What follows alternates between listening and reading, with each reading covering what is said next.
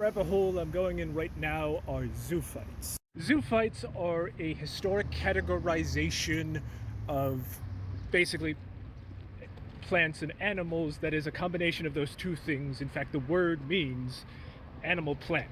Now, granted, the category of zoophytes have been updated and renamed a couple times, just in generally recontextualized for scientificness. Most commonly associated with things like sea anemones, living sponges, and things like that. You will still see the word zoophyte still used in some relatively casual settings. Now, I looked into this because I learned of something called the tartar lamb, which is kind of like folklore that came about from a misunderstanding about cotton, or at least that is the prevailing theory. Basically, there was a belief that somewhere in the Tartary, there was a plant that would sprout on the end of it, still attached to it, a lamb. Basically, the lamb part of it would be alive and all of the properties of the usual associations with an animal and would graze the grass around it and so forth, and anything else that, stayed within the area that the stem allowed it to. And the life of the plant was innately connected to the life of the lamb part of it. So, effectively, if the lamb stopped eating, so did the plant. So, obviously, there was an animal part and a plant part, but it was one organism. Which the believed theory is that this came about from a misunderstanding of trying to explain how cotton was wool-like.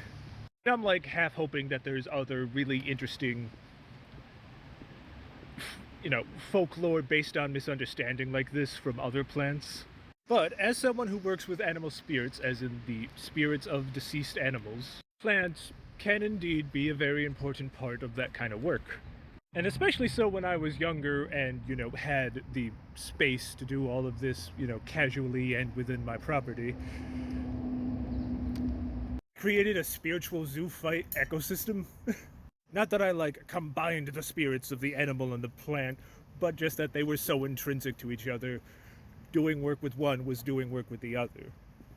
Intentional or otherwise. I had a lynx that really specifically liked the tree in my backyard that I basically used as an altar. Spirits of bees really liked their pollinating plants. And for a variety of reasons, the connections of plants and animals, whether that's biologically, folklore-wise, mythologically, etc., or perhaps just human associations, that intrinsic connections between the two spirits of the two things can work together and be something to explore and work with in your craft. I don't know if I'm going to film or otherwise talk about my deep dive on here or any of my other platforms. No means me thinking this is like the grand idea that needs research. Just the rabbit hole I'm going down, sharing at least the beginning of it and seeing what I get out of it in conversation. This was posted on a video where I was talking about the connection of animal spirits, as in the spirits of deceased animals, with the spirits of certain plants. Along with the concept of zoophytes or animal plants in general.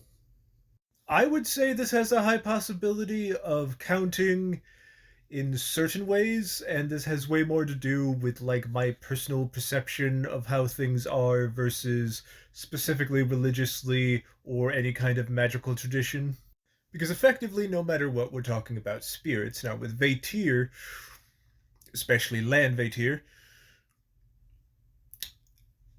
more than likely, and it is not an unpopular notion, that at least some of them, by whatever percentage, are spirits of deceased animals.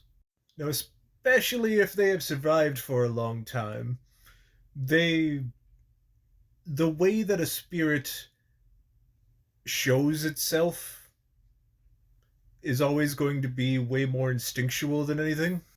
So if they are seemingly of a plant, they're obviously, at the very least, connected, more than likely, to the plants that are being used in its visage.